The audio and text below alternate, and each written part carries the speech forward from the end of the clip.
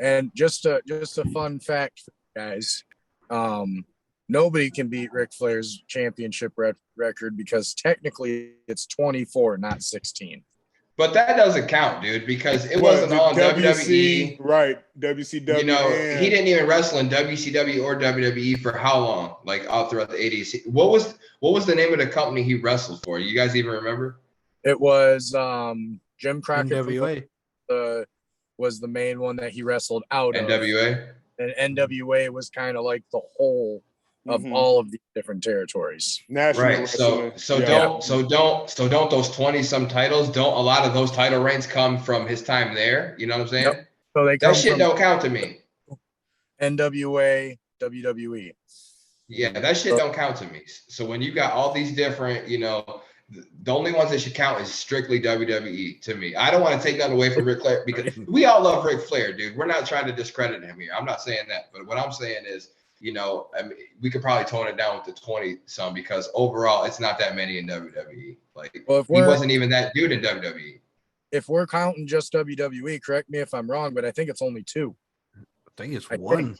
Yeah, I'll say one or two because he wasn't that dude in WWE. Right. You know? No.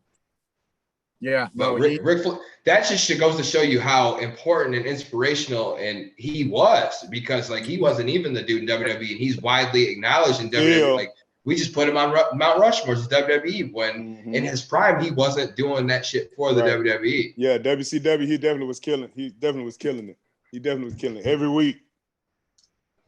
Because like if WCW like count, I mean, I technically WCW would count. So I guess I could have put him on there, but like even though like he was basic too, like one would have to think like maybe Goldberg as an honorable mention, but basic, you know, like he was like basic to an extent. Like he did some shit that was like impressive, you know, like jackhammering anybody that was like crazy heavy, not like that's so impressive. Like it really is. They made him too invincible, bro. Like in WCW, you know, like how many straight wins did he have before he lost, before getting tased? Y'all remember that shit? Over 100. Like 100 something. Right. Like that's I remember watching like his third match or whatever, like an undercard. That's when like DDP and all those boys was there. You know what I'm saying? Had to smash the guy, bro. Yeah, for real. I'm talking about like they were super excited for Goldberg. But it's the same thing now though with Brock Lesnar.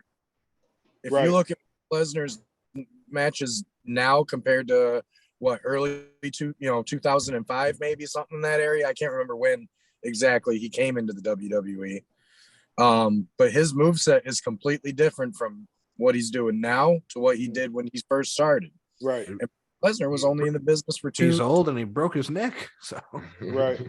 You know, he was doing moonsaults. He was doing moonsaults and shit, man. Big Brock Lesnar and shit. Yeah, that's where he broke his neck. Angle match. Yeah. Dude, did y'all see that? Hey, did y'all see that match? That last one with Roman Reigns? Man, when he had to pull out the bulldozer and shit, man, had to rock the ring and all that shit. Yeah, that shit was off the chain, bro. That was a good ass match. That was one of the best matches I've seen probably this year. Yeah. God.